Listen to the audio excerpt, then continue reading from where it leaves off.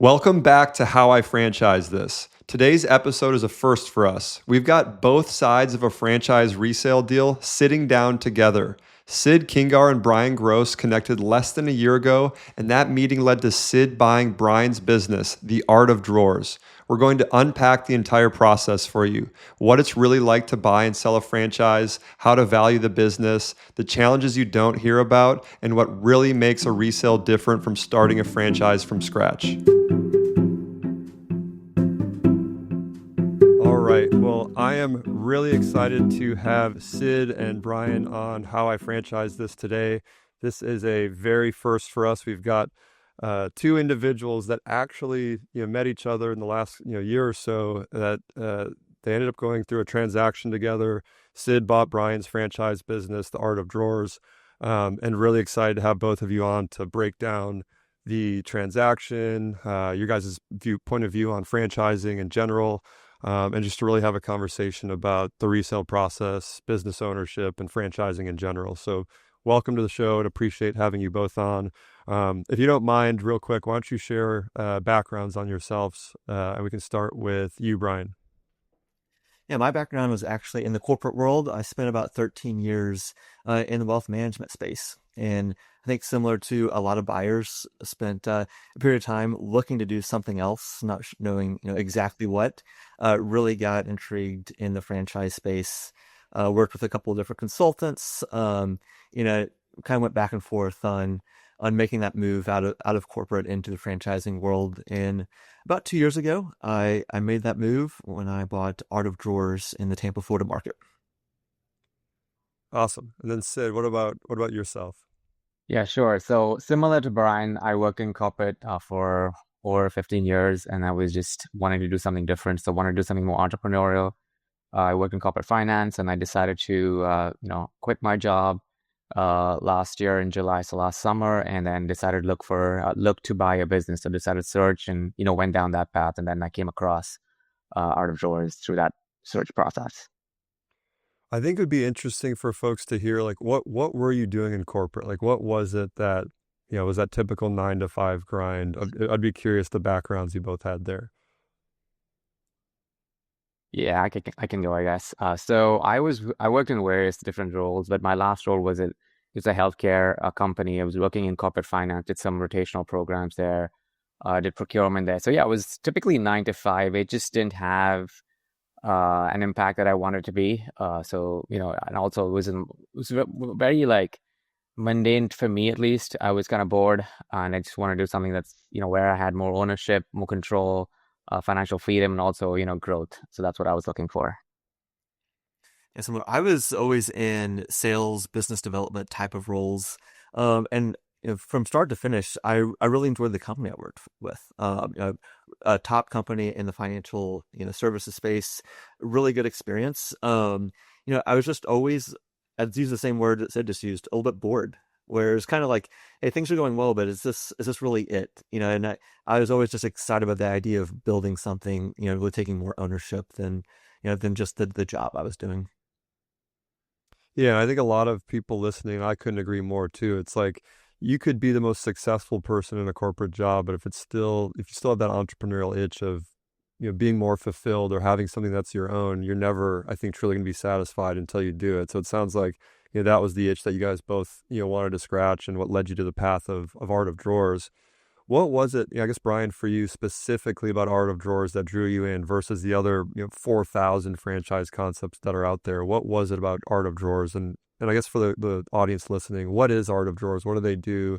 What does the business do? And what drew you into Art of Drawers to begin with? Yeah, so I'll start with that second question. So Art of Drawers, it's a relatively newer franchise out the last couple of years.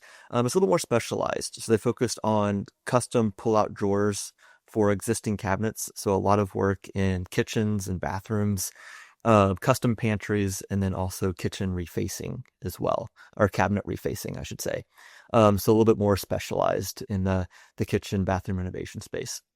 I looked at dozens and dozens of franchises. It's kind of all over the place, but at the end of the day, I really want something that I could scale, that I could like go big with. If I was gonna leave corporate, I didn't want to do it for something that was just going to maybe match my salary. I really wanted to build something bigger. And so I looked at a lot of retail, looked at a lot of boutique fitness, and the way to scale to me, it's felt a little overwhelming in a longer period of time as an individual trying to build multiple locations. So I really loved home services, where I could scale multiple territories with the same team, one, pretty cheap warehouse location. And so I started to kind of zone in on that space in general. But then I really, I loved Art of Drawers because of the founder. The founder had built a very similar company, over the previous 15 years, very successful, had a successful exit, and then built a very similar company. So I loved the idea that the brand was new, a lot of big open territory, a proven founder, a proven leadership team, with a pretty simple model to run as well, with mainly just independent contractors. So everything about it kind of checked all the boxes that made me comfortable moving forward. Yeah, that's super helpful. And then, Sid, on your end, was a resale or an acquisition of an existing business always part of the plan, or did you look for de novo, brand new units or brand new businesses as well? Sure. No, I was always part of the plan. So I was always looking for a resale. I first started off the journey looking for an independent business, so not franchise system, and then came across a couple of brands during the process of resale opportunities. One of them was Shelf Genie, which is a competitor out of drawers, which is what led me to learning more about out of drawers while I was in that discovery process. So that's when I learned about out of drawers, and that was again, it spoke to me in terms of the business model and the very lean approach that it has as a business owner. And what made Art of Drawers feel like the right opportunity for you? So I get how you came across it, but what was it about the business that like really jumped out and you got you excited? Yeah, so as mentioned, I looked at Shelf Genie. So the business model is very similar. So I understood the business model from that perspective. And then when, Auto Growers came to market, so that for me, it was like, hey, I know the business model. I know the competitor in the space. I understand like what's needed here to grow this brand. But for me, again, it was, I think, a couple of things Brian said. The CEO at Auto Growers, been there, done this for a while, very successful in running the company. So there was obviously this proven concept. It was very niche, so I like that we didn't have as many competitors as a closet company would have, and there was still a lot of room to grow in terms of market capitalization. And other than that, I would say the team that Brian had, Brian was just really, I'd say easy to work with, very honest, forthcoming, and then he had a good team in place. So those are all really good sort of advantages or that I wanted to capitalize on. You kind of answered what I was about to ask next a little bit, but were there key things, Sid, that you were looking for in a seller? Was it, hey, I just want the financials to be clean and sound, and I don't really care about anything else, or was there a checklist of things you were looking for, on the seller's side and the business that they had built? Yeah, so I'll start with the seller first. I think that for me, the first and foremost was, just having a good relationship with the seller, right from day one. I think we did, I did feel like I could trust Brian and, he was just friendly. So that's just, again, easy to work with. And then from a business point, it was more of the business has been around for about 3 years. They were the top performing franchise in the system, just because they're the oldest. So they were, the highest revenue generator, had a pretty tenured team. And yes, those are like some of the main reasons why I was drawn to Out of Drawers, and then also, Brian and his sort of legacy that he left behind was great. And then Brian, for you, I mean, you've built this huge business in the system. What was the reason, to start thinking about selling, in the first place? And when you did make that decision, what were you looking for in a potential buyer? Yeah, so selling kind of came, I'd say, a little bit suddenly. It was always on my radar. That was my plan to build and sell. Probably a couple more years down the road, quite honestly. I had moved to Tampa from Washington D.C. a few years ago for my spouse's job, and that had come to an end. We weren't here quite as long as we were expecting to be, and wanted to get back to D.C. So that's where we started to look at, hiring a full-time manager, and running the business remote. And quite frankly, we were just on this growth trajectory over the last couple of years, that I just didn't feel comfortable handing off to someone else to run. If we were, I think, a little bit more of a mature business, would have been different. But there was just too much upside. I think too much growth potential still left in the company to not be here and not be more hands on. So that's where I decided to go ahead and sell and really try to take advantage of that upward growth and that momentum that we were on the last couple of years. Um, from a buyer standpoint, it was kind of nice because it wasn't on a set schedule. It's like we want to move, but wasn't a set timeline. So it's kind of a, hey, when this happens over the next 6 months or year, it happens. And really, when I met Sid, quite like almost immediately, I was hoping Sid would be the one that moved on and and came into the business because a couple of things. I really got to like him personally. And I thought we had a lot of similarities, just our background, what we were trying to pursue with entrepreneurship. But the other big thing for me was I started this business because I wanted to build something, I wanted to make money, and I really really liked the team. I liked the people. I really cared about the people we had here. And when I met Sid, it was just someone that was just genuine, really nice, and someone I knew I'd be really comfortable handing over and working with this team's culture that I built. So I just knew he would do it the right way, treat people the right way. And I was just comfortable handing that off after I'd put a lot of work into it the last couple of years. And was there any like when you started, the process of okay, I'm ready to sell, I'm not going to hire a manager instead. Did you list the business on a platform? Did you put it out to your network? How did you guys find each other initially?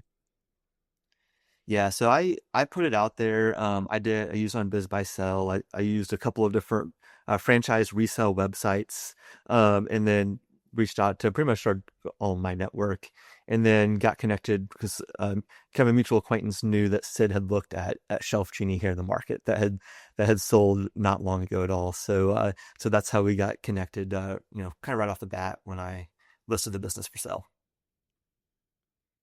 Yeah, and I was Good just question. constantly looking for new businesses. Oh, sorry, I was just trying to say I was looking for new, business opportunities all the time. So I was like plugged into all the various websites where like franchise resale websites, biz buy sell, etc. So eventually, this came through my pipeline as well. So Well, now I'm personally curious just because of what we're working on at Franzi. What were as you looked at those different listing platforms, what was your favorite one and what was working? And then what, I guess, pain points or challenges did you guys have as far as like, okay, I'm beginning this process of either buying a new business or, buying an existing business or selling this business now for the first time and maybe never have gone through this process before. What resources were helpful to both of you in that process and what resources just weren't, they were missing and they were lacking and, weren't what you needed? yeah, I could start. So again, I take a little different path here because I was looking for an independent business. So I plugged into all the different resources out there. So there's website aggregators that aggregate all these other lists, bits by sell, and there's various other listings. I mean, there's tons of them. So I used many of them. I work with brokers directly, call brokers, I can maintain relationships with brokers, had some touch points. I also reached out directly to business owners that wanted to sell or perhaps wanted to sell. So those are just different ways I did this because this was my full-time job while I was searching. So I had to cover every base from that perspective. And I think some of the pain points when finding a franchise resale, I'm not talking about an independent business, but just a franchise resale, it's just hard to find that just because there's the ones that are listed, and this is what you typically hear is that when it's listed on a website like Biz Buy Sell, it's typically a non-performer, it's a turnaround situation, and that's not something I wanted initially. My whole goal is to get something that's profitable, been around for a while, so to speak, a boring business, and that in the franchise world is more difficult, right? To get that unicorn or that good business that you're looking for. So I had to again, reach out to franchise resale. I guess look at some brokers that would deal specifically with franchise resales. But again, it was not easy, and I think what really would have helped was a good platform that could give me some sort of insights into a franchise brand when it's listed for resale, whether I know I should even pursue that resale opportunity. Because when it comes on the market, you want to act quickly before somebody else comes and gets in there. But before you do all that, you want to also do your diligence on the franchisor and the brand. So I think that was missing for me, like a tool that can tell me, hey, this is what I need to go after if it's, available for sale. Very interesting. What about you, Brian, on the sell side? The sell side, it was interesting. So I feel like I've been both a buyer and a seller on a lot of these websites. And from a seller, I handled it my own. I didn't use a broker, so I was doing my own listings. I was the first call anyone had that was looking, and what I found most helpful, most useful, were things that were specific to the franchising world. So franchise resale websites, talking to referrals from broker networks, had several of those, because what I found there were people that knew franchising, Hmm. with the space. So we could get right in and start to talk about the company, the opportunity, really what we had. When I was on more general things like biz by sell, I had a lot of conversation with people that I would just call professional tire kickers. And also, but also that we had to almost start so high level of like, what is franchising? Maybe people had this negative image of the franchise world. So I just like almost sell franchising and then talk about the business. So it was just nice to, have those resources that are people that are really plugged into and see the value of the franchise world. That's super helpful. I think for people, looking to, it's like you got to almost be everywhere. You have to look under every rock. And so don't just give up if one, channel doesn't yield fruit for you. And same thing on the sell side. It's like finding your niche and finding the channels that, are going to have the highest or most engaged, maybe most educated buyers as well as going to save you time. And I, again, personally appreciate you guys sharing that because we're learning as we're building what we're working on. And it's good to know those perspectives. Okay, so back to you guys' first meeting. We understand, the group understands now how you thought about selling, what you were looking for in the buying process. You guys meet now for the first time. What was, the negotiation or diligence process like? What was, even get into the weeds a little bit, like what information did you share? What questions did you ask? I mean, how did you guys start that process together? Yeah, I'll start just because uh, I was the one asking the questions. So yeah, the process was pretty straightforward. I think a couple of reasons why. One is was, I was working with Brian, who's a great seller. He was very honest, and I got that feeling from day one. So I felt comforted just at the beginning. And then working within the franchise system, working, versus an independent business, you're just going through the franchises. So everything is sort of documented. It's systemized. It's transparent.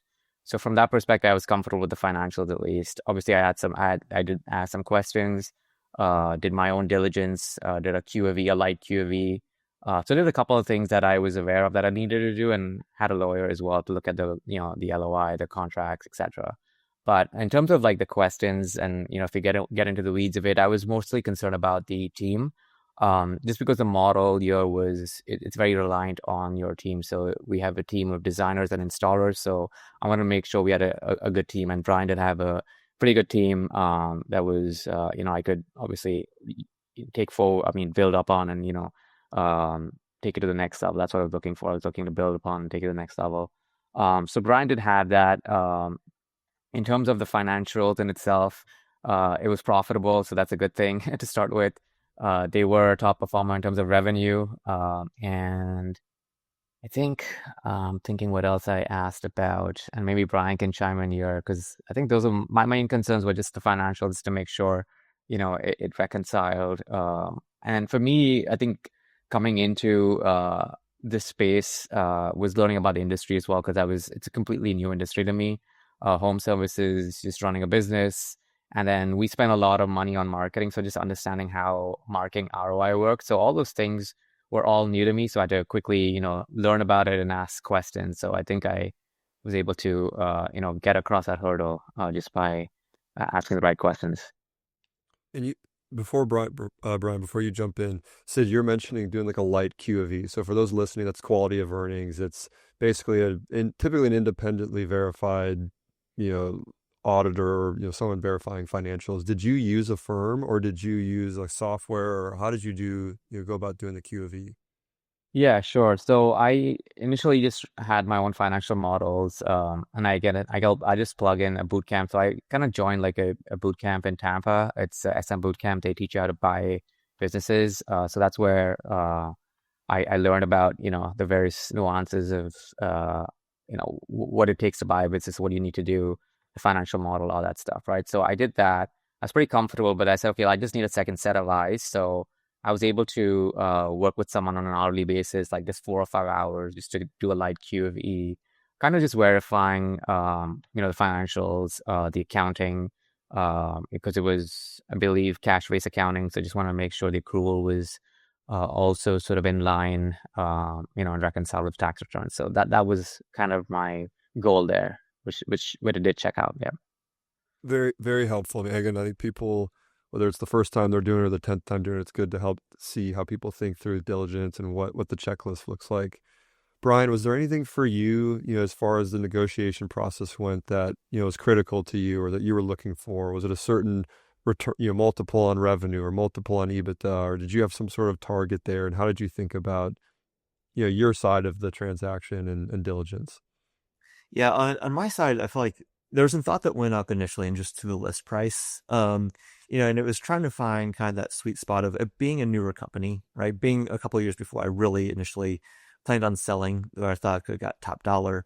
So trying to factor in startup costs, trying to factor in, a multiple that made sense, but also still trying to justify like, hey, we are growing substantially year over year and the price set in, so that those things all went into, the list price, which we talked about initially, kind of how it got there. But Sid talked about, I think, did a lot more of the technical work, that would expect of a buyer. So the Q of E, some more of the accounting work. But I think the nice part of us establishing a working relationship through the process was everything we negotiated, as we kind of got closer, talked about some of the more minute terms of the LOI, was just very friendly of like, hey, how do we handle, outstanding jobs and, things where there's going to be kind of a revenue split or things we need to settle up at time of closing where it's, things to, but a business that's running doesn't just cut off one day and restart, the next month, right. Or the next month. So we had to, figure that out. Really everything that came to figuring out what we'd put in the LOI or how we would handle the close was just a casual call over the phone or, sitting in a coffee shop and, hey, this seems kind of fair to both people. This is kind of a split. So it was probably the least technical process as we went through it, but it was nice because it was friendly and I think there was just a level of trust there on both sides of, hey, I'm not trying to get you with anything. Let's look at how the business operates and, make sure this hands off in the fairest way possible. Yeah, I think there's a good, piece of advice or like learning lesson in there too. Is it's like it seemed like neither one of you really sweat the small stuff and didn't lose sight of the overarching goal, which was, Sid's wanting to get into this great business and Brian's moving back and that, and trying to find a good buyer to, hand your legacy and what you've built on. And you didn't get nickeling, you weren't nickel and diming on, oh, well, I have these 3 book jobs and I got it. You had to talk through it, but it sounds like you guys were both fair about it. Is that fair, or is there any advice there that you guys have, for people thinking about buying or selling a business?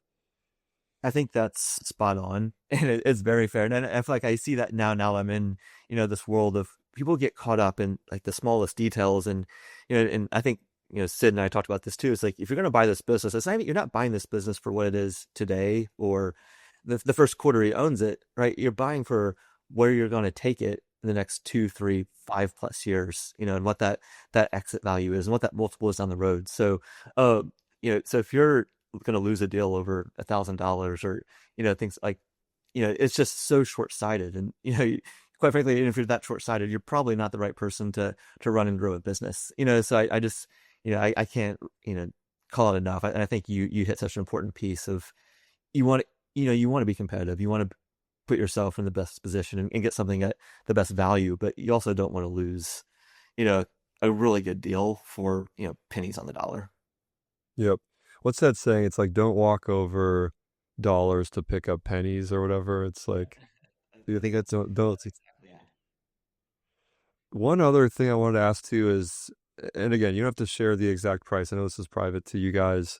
I want to be respectful of that. But as you thought about valuing the business, again, you mentioned it was things like the growth rate and revenue. Is there any other like tactical tips or advice that you might have as far as how you thought about pricing the business. I know some people look at comps and, how do you find comps and I guess those kind of things. How did you do that work or that diligence to get to the price to begin with?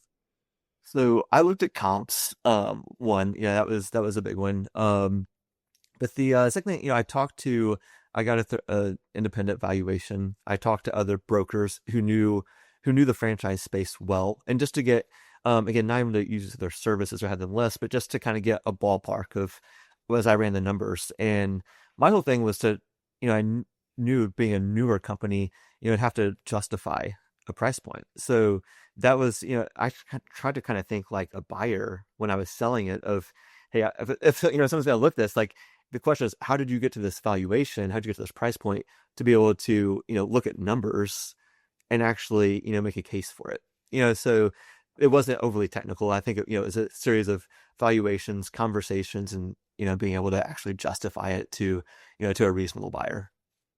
And where does someone go to find comps? Like you're looking at a, pretty niche or more niche business in Tampa. Were you going to other competitors? Were you going to brokers and saying, hey, what are you seeing out there? Or where would someone go to find comps if they were looking to, sell their own business? I was talking to consultants and brokers, people who knew of businesses that had sold, the last couple of years, because quite frankly, I think there's just, and I hate to use the word, but there's a lot of junk out there listed, right? So if you're looking at biz buy sell, who knows, how they got to that valuation or what, relatively small amount of data is actually provided with the listing, like if that's actually accurate. So I think it's really hard to just look at what's sitting on the market and use that as a real comp. So Yeah. so I tried to have a lot of conversations with people that knew the franchising space, and were familiar with some recent resales. That's very helpful. Again, I think people listening that might be wondering where to get started. It's some of this like practical in the weed stuff that goes a long way. So I guess maybe Isn't that's it slightly. inspiring? Oh, go Oh, ahead. go ahead. Oh no, I was just saying from a business, from a buyer's perspective, I can just talk about the valuation and how I looked at it. I don't know if that was the next question, but I thought I'll just answer that real quick. So Wow. when I started looking at businesses, I was looking at valuation. So anything in the range of like less than 500K in SDE or a bit, typically is 2x to 3x multiple. This business was definitely in that range. So I was comfortable from that perspective. And then I think I guess when you're talking about franchises, it's slightly different, right? So there may be a premium or a discount based on what kind of franchise you're looking into. So that's how I looked at it. For me, it was the valuation made sense because if I bought this de novo, I would have probably paid, probably 25-30% less. So for me, it was like, hey, I'm getting an existing business that's out there that's, up and running. I just need to, grow it and take it to the next level. And so for me, that was the confidence of, my risk was not as much as I, leverage heavily on an SB, a debt and bought a much larger business, right? So that's how I was looking at it. Very helpful. Appreciate that. I guess one of the tougher questions I might have is like, so you guys have painted this like, it sounds like it was like this really fair, like kind of easy conversation, but there had to have been some like tougher conversations, right? Or things that might have been challenging or confusing or unexpected when you guys were going through this process. Was there any, one thing that was, hey, this was tough for us to get through and how did you guys get through it ultimately? Huh. Yeah, I think for me, it was just trying to figure out the mechanics of just overall the industry, like the way the jobs come in. There's a lag of when they're sold, and then there's a time lag between when they actually installed. And similar with marketing, it was we spent the money up front, for say if it's a publication, newspaper publication, an ad in a publication, or it would be like a whole mag or val pack, and then you don't see the benefit of that. You could see it like in the following month, you could see it 6 months later, you could see it a year later, right? So how do we kind of like track that and realize that, okay, if the buyer or sorry, the seller in this case, Brian has spent this money up front, what should I be paying him back, right? Based on the benefit I would reap going forward, from that perspective, and also kind of like figuring out the cost of goods sold and just the overall mechanics of the business, because we take 50% deposit up front, and then we pay the rest upon installation. So there's a time lag there. So kind of like reconciling that again, it goes back to the the I guess the pain point that when you're buying a business is always working capital, right? That's always the deal breaker here. So that was sort of, it wasn't a deal breaker for us at all, but by any means, but it was also probably the more complex part of the challenging part of the equation here. Hmm. What about for you, Brian? Any parts that were tough or that you guys thought, oh my gosh, we might be coming at this point of no return? Was it ever, yeah, I guess, was there any challenging moments? I didn't feel like there was that point of no return or anything that was overly challenging. I think a part that just had to be discussed and also that's kind of priced in is when you're in a business that's relatively newer and is growing, and you're one of the, say in a franchise system, you're one of the first to actually launch and take off. There's a lot of with marketing spend, there's a lot of with just operations across the board that's you have that support of the franchise or you have a system, but there's a lot of just learning lessons. It's just kind of like throwing darts at a board, right? There's marketing, there's events, there's things we're going to do in year one, year two. Some are going to work spectacularly, some are going to fail big time, right? And and that was trying to go with Sid and say, hey, look, here's some of the expenses, and we'll price in like learning lessons.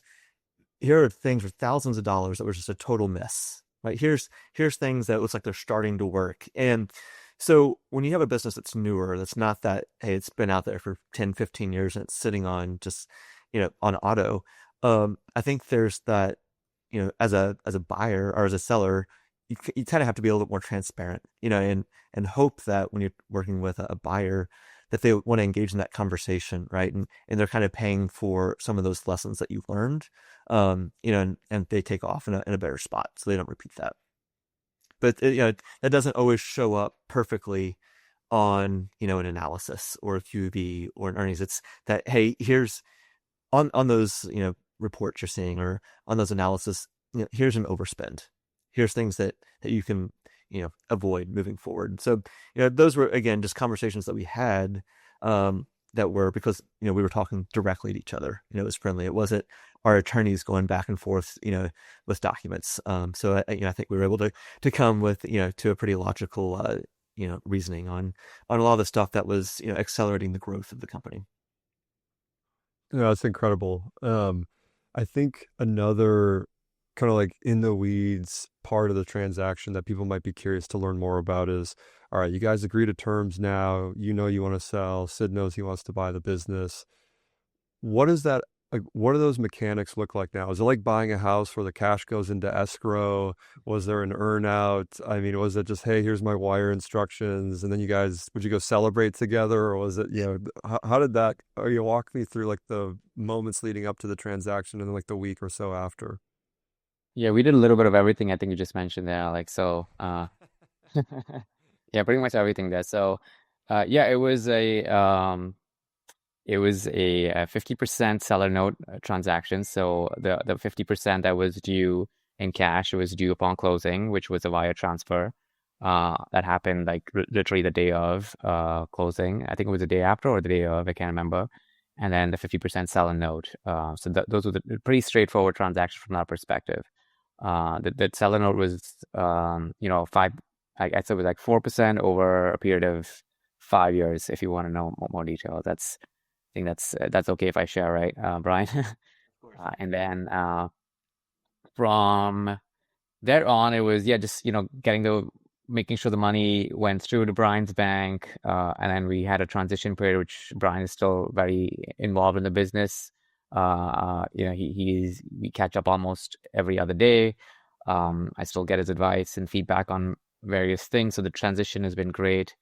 And then we did, obviously since it was we've mentioned a couple of times now, we had a good working relationship. We did go out and celebrate as well, for dinner, where I met his significant other, he met mine. And so it was a just, good way to celebrate and cap things off. That is super helpful again. And I think, again, people probably wonder, a lot of times I think people don't go after stuff like this is because it's just overwhelming. It's like, oh my gosh, what does this mean? How do I structure it? How does this work? And so I appreciate you sharing again how you guys, how did you guys land on 50% cash up front, 50% seller financing? Was that just, hey, these are market terms we've seen, or is that just what worked for the two of you? Yeah, I'll let Byron speak to that because that was his initial offer, and I was like, yeah, that sounds good. Yeah, that was it. It's from everything I had researched, there was the norm what I was expecting was there to be some seller financing. And for me, from a tax perspective, it was quite friendly. So I was very comfortable with that as long as I was comfortable with the buyer. So again, just kind of came down to the terms that made sense for both of us. But I, as the seller, I had quite a bit of flexibility on how I was willing to, make that the financial arrangement. Yep. And so for those listening to, the way that that would work is, let's say it was a 200K purchase price, Sid wired 100K, the under 100K was basically financed by Brian at a 4% interest rate over a 5-year period. And so I'm assuming Sid's making monthly, principal and interest payments. And after 5 years, the business at that point is then wholly owned by, Sid. I guess I'm now just curious as I'm talking out loud, if the business for whatever reason, defaulted in 3 years. I mean, what happens is, Sid's on the hook personally. Is there a personal guarantee involved in an arrangement like this, or how is that set up?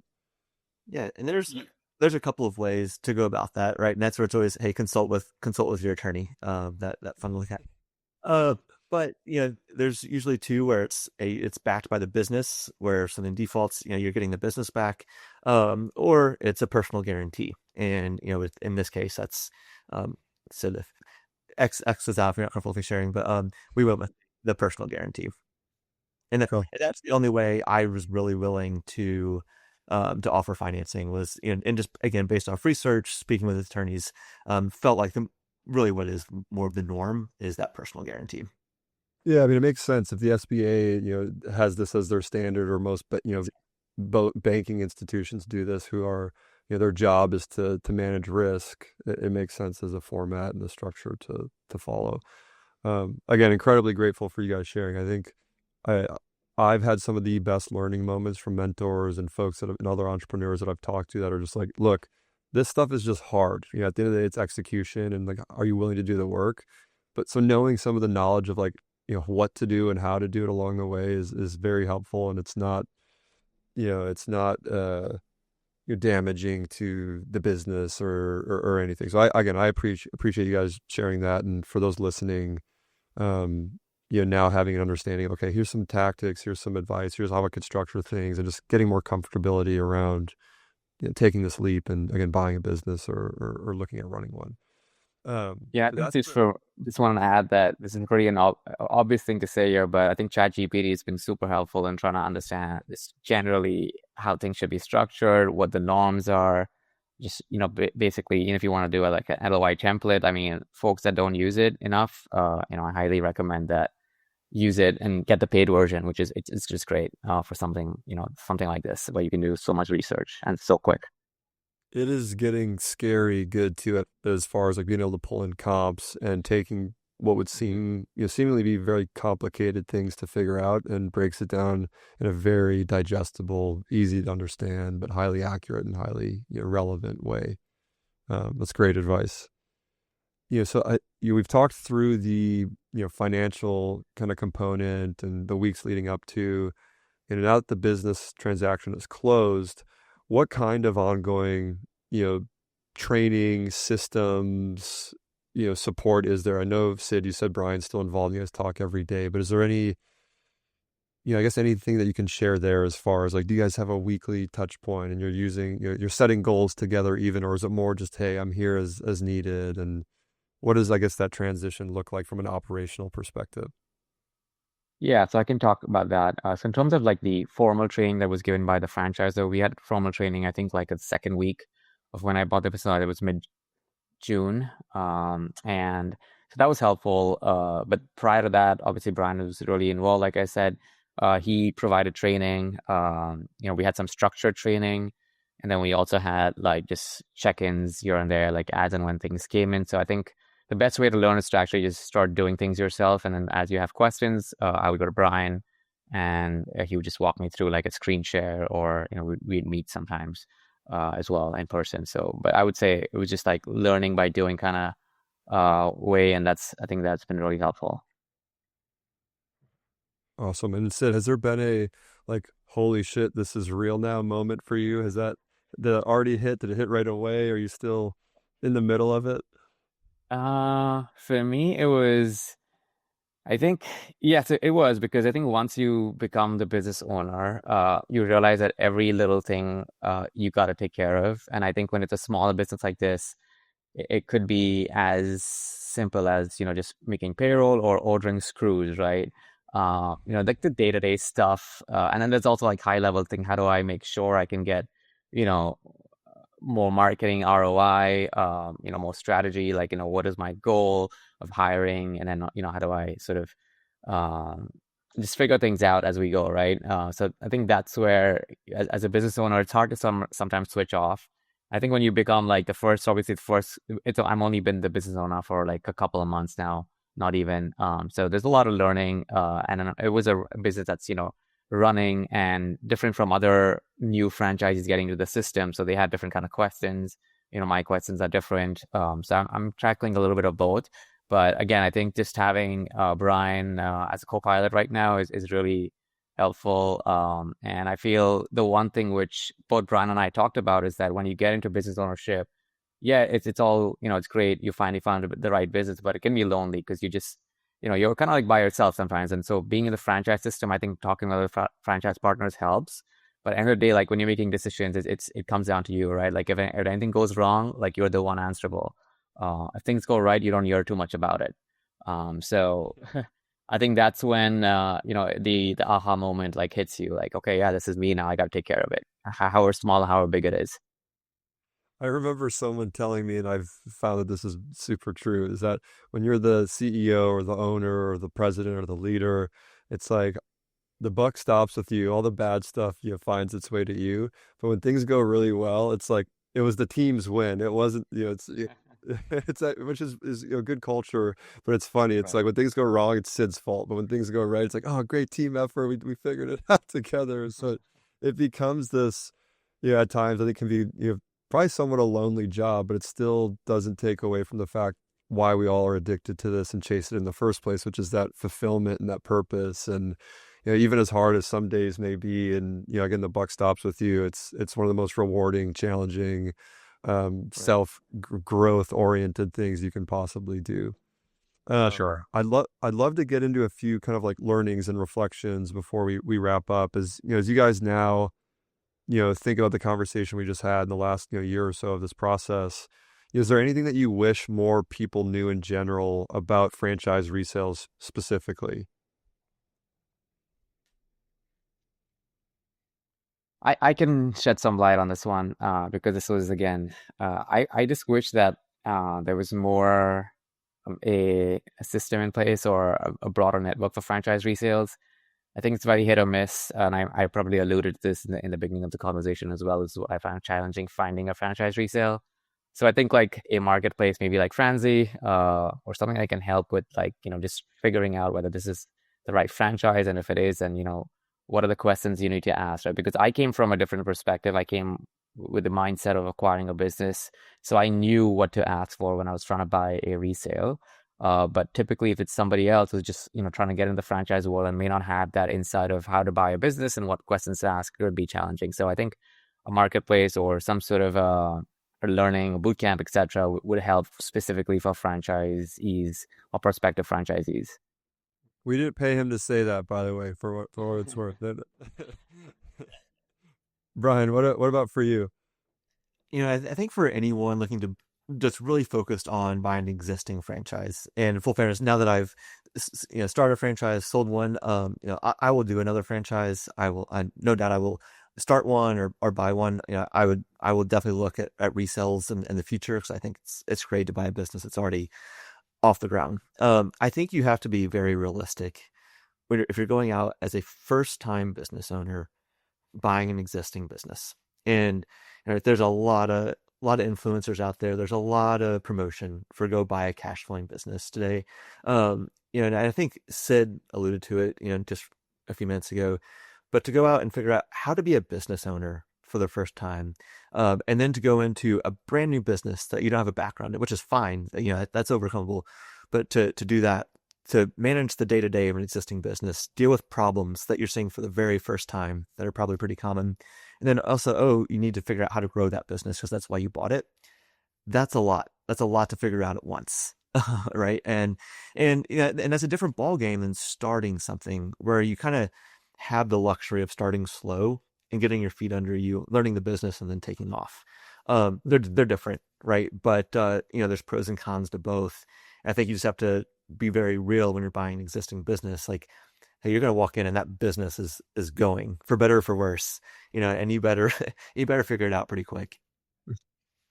That's a good point that I haven't thought about before. Is if you're buying a de novo unit or a new territory, like there's this kind of more gradual ramp. Like even building a retail concept, yes, there's a lot of work in site selection and build out, but it's not like you're not in the throes of it immediately versus a resale. It's like, yep, here's this whole team that's got, they've got booked jobs and they're on payroll and there's clients that are expecting things and customers that are expecting things, and you've kind of inherited this huge responsibility of this team as well of doing right by them and making sure that they're set up for success. And there isn't this like governor, on it where you can speed it up or slow it down. Like it's just moving at the pace that it's moving, and you got to find that tempo and get on board. I haven't thought about that. That's a whole other challenge and you kind of beast in and of itself. And Sid, I applaud you for jumping into the deep end and finding that tempo. I know it's been great so far. I can't complain at all. Yeah. If there's anything that you guys would, if there was one thing that you'd absolutely do differently if you were to go through this process again, what would it be if anything at all? I could say that if I had to do this again, I mean, differently, I think I hit most of the right steps in trying to find the right business just because I was educated in it. I went through some sort of a, framework. Had I done this differently for just specifically if I was looking for a franchise resale, I'll answer it that way.